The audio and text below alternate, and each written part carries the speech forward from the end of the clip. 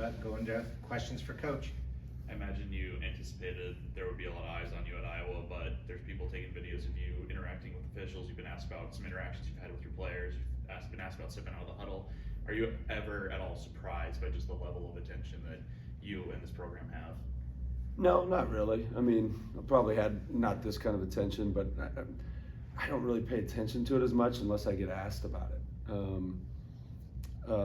It's just the nature of the platform that you have, and so you can use that platform for good or use it for bad too, I guess. But you know, that's why we wanted to be here, so that you do have that platform to try to, you know, make a difference. And so it doesn't bother me, and it's. I honestly, it doesn't probably affect me as much as you would think. I don't probably pay attention to it enough. Was there anything that you took away from that loss in Minnesota after, you know, being able to review everything again? Yeah, you know, we just got stuck again. We continue to get stuck. I think part of it is it's hard to leverage some things on the offensive side of the ball, which we kind of knew going into the season. So you have to be creative. You have to play with a little more pace. You have to do some things, and then if we're not tuned up, like if we're not, you know, I always say, like, there's two things. There's Clark Kent, and Clark Kent doesn't have superpowers, and then there's Superman, and if you don't use your superpowers, then all of a sudden you become Clark Kent. You're not very good, and part of that is just being ready and being at an intense level consistently. You know, whether we like it or not, there's probably some sickness. Maybe that was, you know, I probably overestimated or underestimated the just, you know, kids were sick, and but that's no excuse. And then what you have to do is still find a way to get ready, because I still have to go to work, you know, if I'm a little under the weather. And so we just need to be a little bit better there, which we will.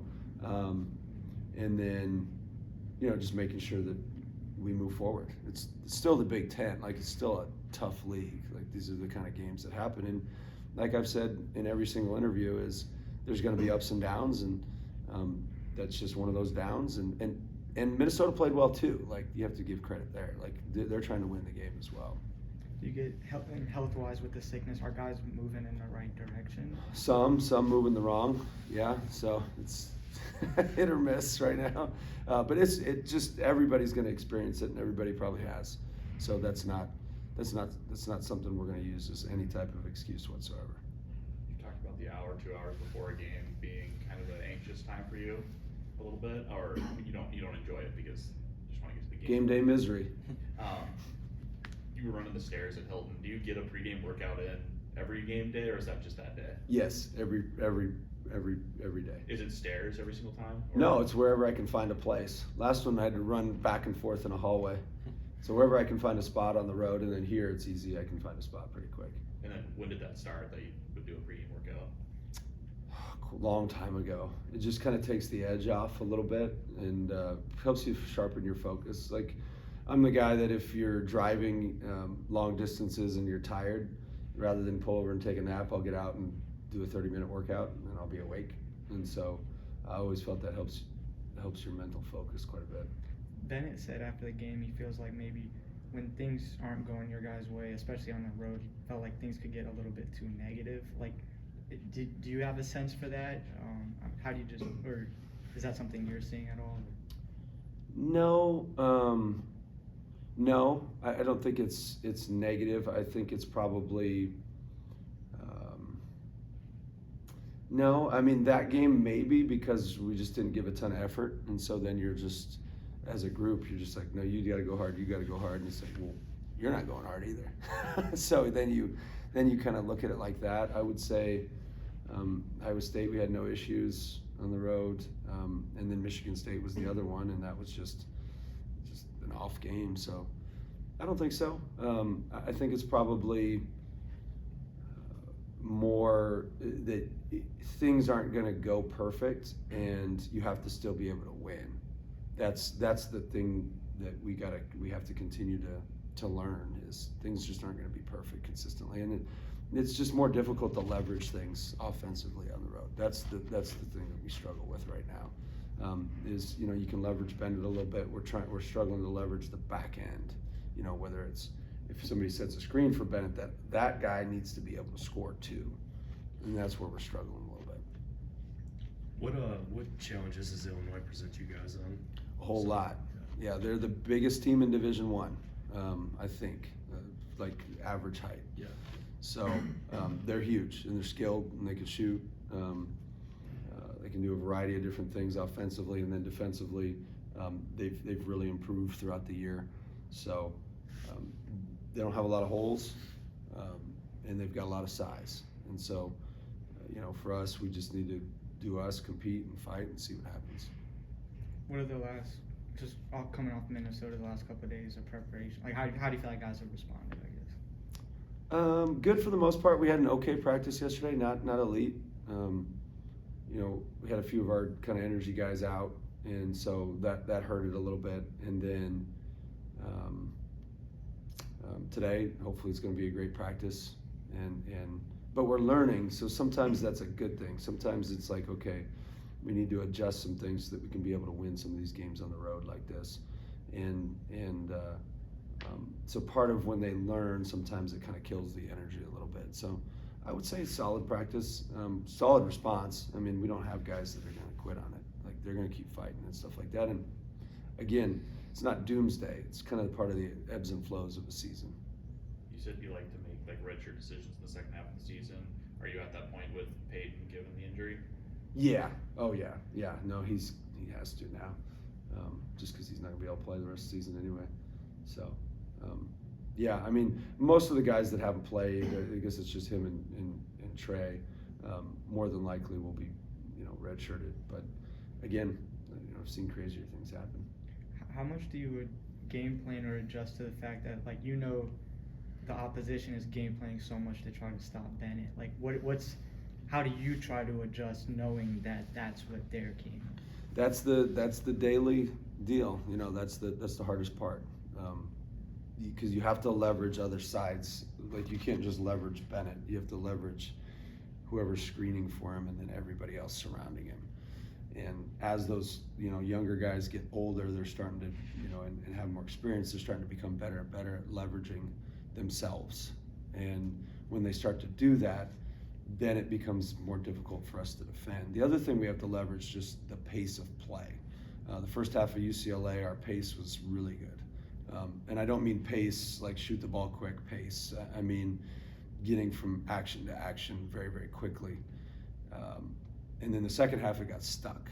And when it gets stuck, then you have to leverage, like if you set a ball screen, set something for Bennett, and then there's a backside to that, meaning there's another guy that's setting that. And if they put two on Bennett, that guy has to be just as much of a threat as Bennett to create those rotations.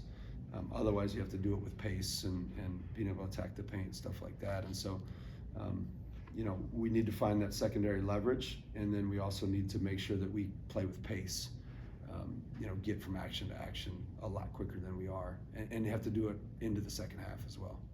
How do you feel like you guys handled playing a long stretch without Bennett against Minnesota? Really good. Yeah, I thought we played with pace. Yeah, I mean, I thought we got stuck to start the game. I didn't think we got from action to action, and then he went out and we actually played with pace, and that was great. And then he came back in, and it was just trying to get that rhythm back again. And again, second half, I think the last about 10 minutes we did much better offensively. They were doing a lot of switching late, and again, we just couldn't get in and out of actions quick enough. It just gets stuck, and we have to make sure that it doesn't stall out. You've talked a lot about building this program from the fan support side. Obviously, had a good crowd for the UCLA game. Mm-hmm. Sounds like the Illinois game is going to be even better. I know you knew that it was possible to get crowds like that, but just for the first time to see a crowd like that for the UCLA game, and then obviously what you've heard for the Illinois game, how exciting is that for this program? I mean, it's exciting. This is part of the build, and we want people to be a part of it, like we've said. And we've also said that there's going to be ups and downs to what you do, but I think people can see that it's trending the right direction. Whether it goes, like this on the way up, there's going to be some dips, and there's going to be some serious. I thought UCLA was a serious, I think they're a top 25 team, and that was like one of those big upswings. And then you go to Minnesota, and it kind of downswings a little bit, and not because you lose the game. I think sometimes outcomes or results can kind of distract you from really what's happening. I thought the second half we didn't play great against UCLA. And I didn't think we played great at all against Minnesota, and that had a lot to do with them. But as far as the fans go, that's helping us build this thing the right way. And I think they can see that we have great kids and we're doing things the right way. And we certainly appreciate it, and we'll continue to appreciate it throughout the season. During post-game radio, you said it seemed like you were pleasantly surprised by Brendan's defense. Mm-hmm. Could you expand on that comment a little bit? Yeah, I mean, I think he kind of exemplifies what we want from a kid, from a character perspective. I mean, you have to think, like, he's a really good basketball player that averaged 9-10 points a game at Kansas State, and he comes here and he's not playing as much as he probably would like. Obviously, I mean, he shouldn't like it, but he is probably our most vocal player on the bench. He's one of our most vocal players in the huddles, and it's not an act. It's genuine things that he's saying and engagement that he gives. And so when he comes in, he knows the scout just as good as anybody. He's going to fight and he's going to defend and he's going to do the things that he needs to do. But I thought he did a good job of executing the scout. I thought he did a good job of keeping that guy out of the paint for the most part. And then obviously offensively, he can really fill it up. So he's been awesome for us. I mean, I can't say enough about how hard that has to be for him, and how the character that he has and how he shows that to his teammates is pretty impressive. I wish people could see that, because that's as impressive as it gets. All right, thanks, Coach. Thank you, guys. Thanks, man.